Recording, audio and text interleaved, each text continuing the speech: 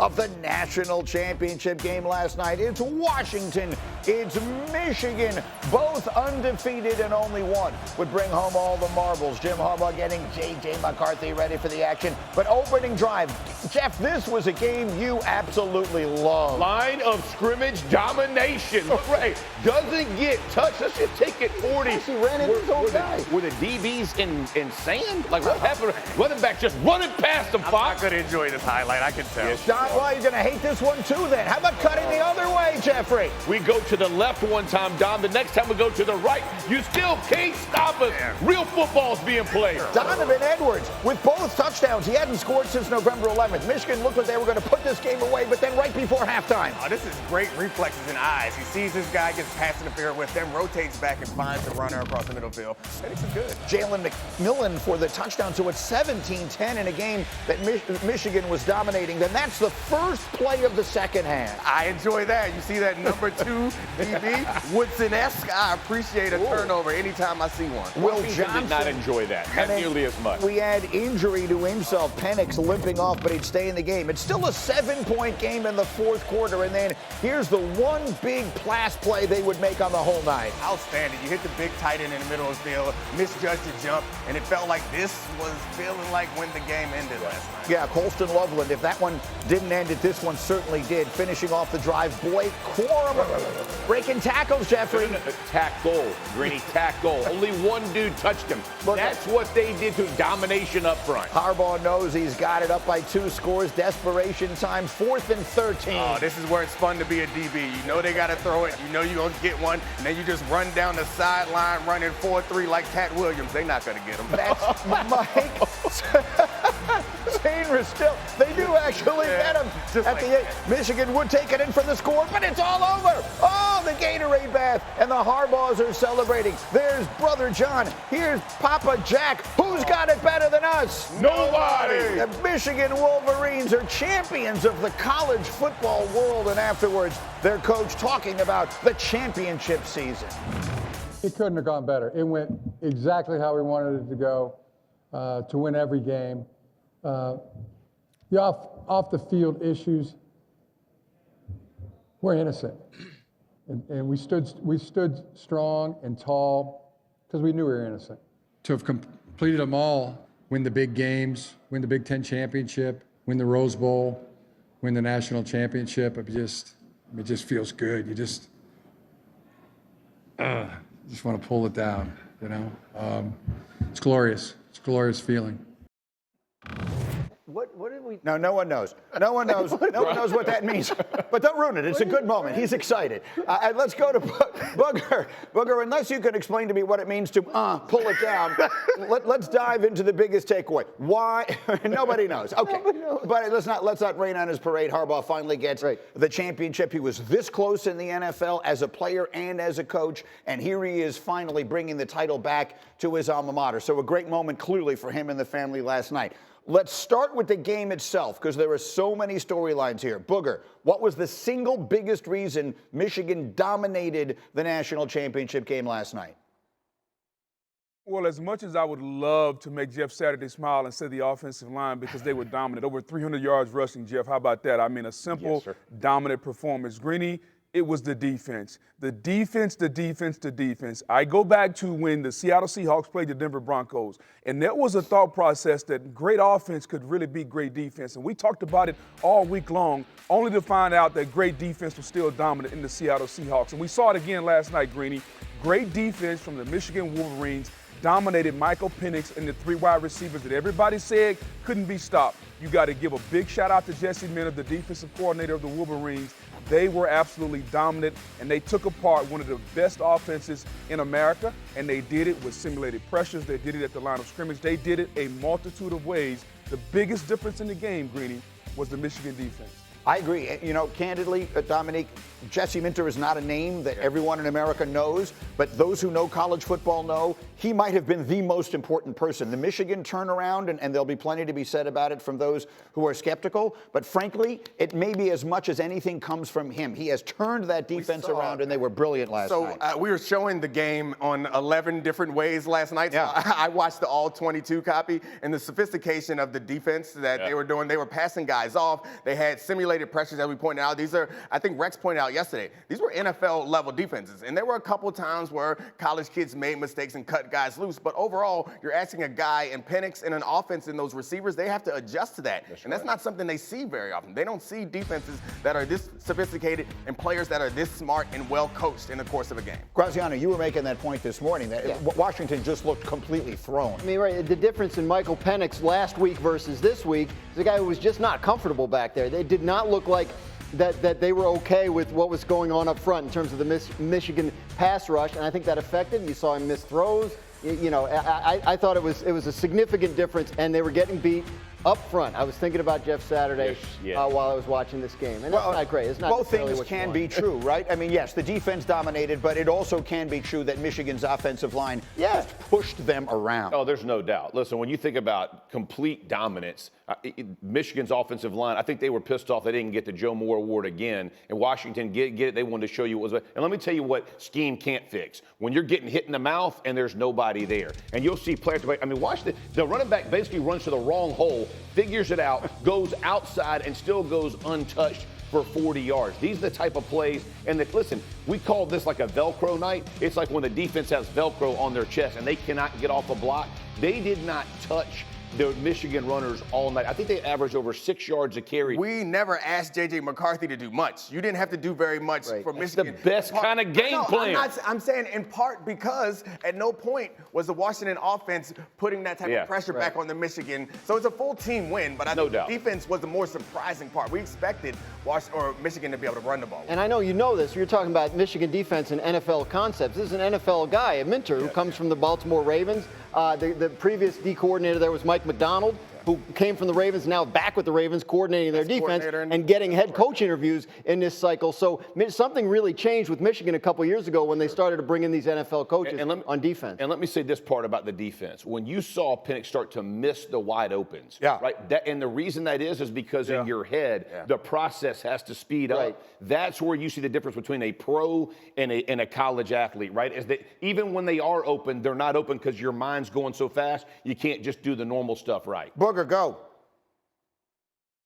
Well, and then also, guys, I think we'd be remiss if we didn't say this. Do not let last night be a referendum on Michael Penix Jr. because he's still a really good quarterback, and I think he's still going to play in the National Football League. He just went up against the juggernaut last night. His offensive line couldn't block. And for a quarterback, I don't care if it's Michael Penix or Joe Montana, when you're getting pressured, it doesn't matter. You're going to play that type of game. So I don't want anyone to take last night and say Michael Penix can't play in the NFL. Just go back a week. He threw for 430 yards against Texas, and he was damn near perfect. So I know that might be a sentiment coming out of the game last night. I think the bigger sentiment should be that the Michigan Wolverines, regardless of everything they went through, the head coach was suspended for the first 3 games for alleged recruiting violation. Doesn't matter. They go 3-0. At the end of the season, the head coach was suspended himself for, the conference suspended him for 3 more games, and they still went 3-0. 15-0.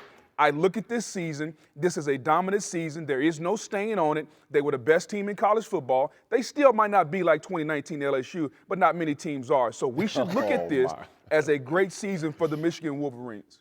Yeah, and Booger, I can't remember where he went to college. Okay, no, but let's be serious, because there will be people waking up this morning who will ask that question, who don't follow the sport week in, week out the way you do, sitting there with Nagandi on ABC every Saturday night, who just heard about all these things, Harbaugh suspended, cheating scandal, all that kind of stuff. And they'll wake up this morning asking the question of an expert like yourself. Should we look at this title differently? Should we treat it as though something happened last night that was not right for the sport? What is the answer to those people, Booger? The answer is no, Greeny, because again, the recruiting violations, they haven't been proven yet. That's number one. Number two, as far as the sign stealing, like, guys, you can make a big deal about it if you want to. We've been stealing signs in football for years, and you can say that nobody's gone to the level that Michigan did if they did do it. And I may see that point to you, but at the end of the day, once they brought these alleged sign stealing things to light, they still beat Penn State, Ohio State, Iowa, Alabama, and Washington for the championship. So I think they left no doubt, regardless of what you want to say about any issues, they were the best team in college football. People thought they couldn't beat Alabama. They dominated Alabama up front, especially on the defensive line. And so, Greeny, well, we can say it a bunch of different ways. They were the best offensive line in football, regardless of the Joe Moore Award. They were a team of destiny. Think about this, Greeny. They got into the playoff 3 years ago. They lost to Georgia. They got back in. They got blown out by TCU. They come in this year, and they continue to bang their head against the wall, and they finally break through. This is not a championship just for this season. This is a 3-year culmination of Jim Harbaugh bringing Michigan back to prominence and perseverance by a lot of seniors that said they weren't going to leave. They were going to come back, and I talked to them on the field last night.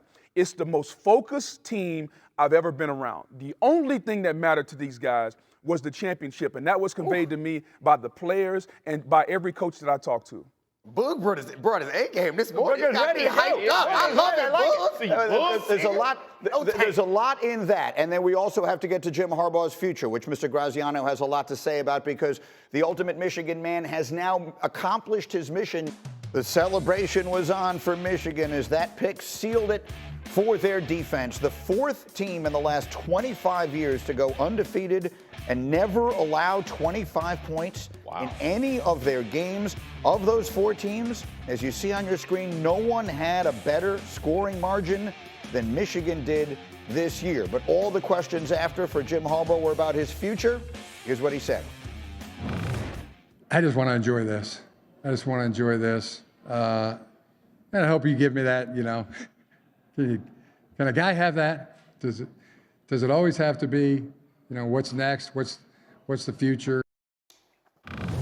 Unfortunately, it does. I mean, that is the reality of the business that we have chosen, because the NFL is waiting for him. That's right, the reality of the situation. For those just waking up with us that maybe don't spend a lot of time in this world, Jim Harbaugh in the last few weeks hired a very well-known NFL agent named Don Yee, who has represented, among others, Tom Brady. And that has led so many to assume, and we always know it's dangerous to assume, that he is going to make the jump to the NFL. I think there's a sense around this situation of if not now, then when, right? Like a mission accomplished at Michigan, and a coach that was extremely successful in a short stint as an NFL head coach with the 49ers, probably wants another crack at it, right? So there are some interesting openings, right? The Chargers with Justin Herbert, I think that's an interesting opening for a lot of high-profile coaching candidates. The Raiders, he has some history there. He began his coaching career with the Raiders. So the fact that those 2 jobs are open, the fact that he hired the agent, the fact that they just won the national title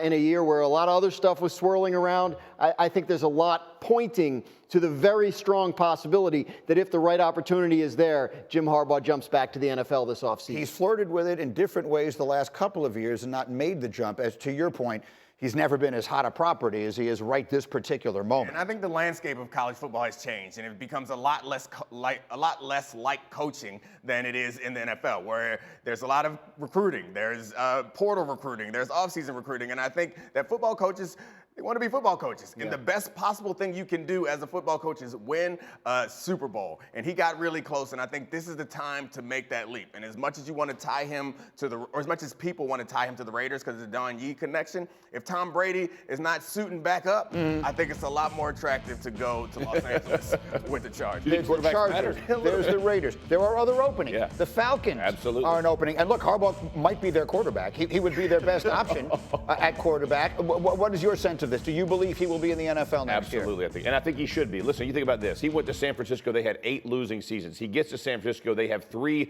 title conference games in 3. The dude knows how to coach. Oh, for sure. Think whatever you want about him. The dude knows how to coach and build a staff and an organization the correct way. I think it's a no-brainer for him. Booger, I'm asking a question to which I already know the answer. What do you think he's going to do? Well, Greeny, I came on the show yesterday thinking that he was going to stay, but talking to people yesterday, Greeny, I think I'm going to change my mind on one condition, And Graz, help me out with this. The last time he was in San Francisco, Trent Baalke was the GM with him, correct? Yes. Yes, that's correct. Oh, right. And I think if he comes back this time, I think one of the key factors is going to be he's going to want control, or he's going to want to pick, quote unquote, the GM, somebody that can be in lockstep with him. And so, yes, I think he hired Don Yee, the agent. Yes, I think he's putting all the steps in place to come back to the NFL, but he's got to get the power, guys. If he doesn't get total power or the general manager that he wants, Grice, I don't think he's going to wind up coming back, because why would he leave Michigan, where he's brought them back to prominence? Yeah. He's won a championship. By all reports, he's got a contract on the desk for 10 years and $125, $130 million. Why would he leave that, where he is the man in Michigan and runs everything, to come back to the NFL and be told what to do by some general manager that he doesn't want to work with? So I think the key, Greeny and guys, will be what team is going to give him complete control. Is there a team out there, Grice, that is going to give him or willing to give him complete control of their organization? Well, so I think the key thing here is what I mentioned, if the right opportunity presents itself, right? So a lot goes into that. There are general manager openings as well with the Raiders and the Chargers. So you could be in a position where I'm not sitting here saying Jim Harbaugh needs total control, but you could have a situation where the coach and the GM are almost like a package deal. Kyle Shanahan goes to San Francisco and kind of picks John Lynch to be the GM. So you could see a similar situation to that. And if that's the case, if he has someone in mind or a list of people in mind, then maybe that does help help the situation. I've got a name for you. I've got a name for you. Mike Greenberg. In Carolina. That's my guy. Mike Greenberg is getting the GM job in Carolina. I was besieged yesterday with texts. I got blogs calling me up. Are you leaving ESPN? Because Mike Greenberg is on the short list of GM candidates in Carolina. Such a class. He just happens to have the same name as me. No, but it actually did happen. That's my guy. You get that job, Mike. You represent the name. Let me assistant GM for the Buccaneers, just in case anybody. That's right. It's a different Mike Greenberg. Let me say this to Boog's point as well, and to what Grice is saying. Even in Atlanta, Arthur Blank goes on yesterday and talks about that he and Rich McKay are going to basically, who's the president of the team, that's not finding out who is the general manager, is going to pick the next coach. Right. So like when you have these, that basically is signaling, if we get the right guy, when they come in, we're going to do whatever because it should go in that order. And you saw Shanahan do that with John Lynch. You're seeing that type of marriage together where you're bringing the coach in who knows what he wants, and he's going to have a personnel guy to do it his way. It's vital, but I don't think it's just vital for Jim Harbaugh. I think it's going to be vital for a lot of the candidates taking these jobs. There's one other piece of this that it should be mentioned because it belongs in the conversation somewhere. And I've known Jim for 30 years. He's an offbeat person, to say the very least. So I don't know how he's thinking about this part of it. But the reality is the NCAA is a-coming, right? I mean, and I don't know how much he's worried about that, and I don't know how quickly that is going to get adjudicated. 12 years. But there is that might be. He might be able to coach another year at Michigan and have it do nothing. But the reality is there is that belief that that's coming as well, and that certainly has contributed to people thinking that he would get out. I mean, he still strikes me as an NFL guy. He's always seemed like that. This always seemed like to me he wanted to accomplish a mission and get out. The one thing I wanted to touch on is his ability to develop quarterbacks. The most important position in football, and that's the thing that we all are looking for is good quarterbacks.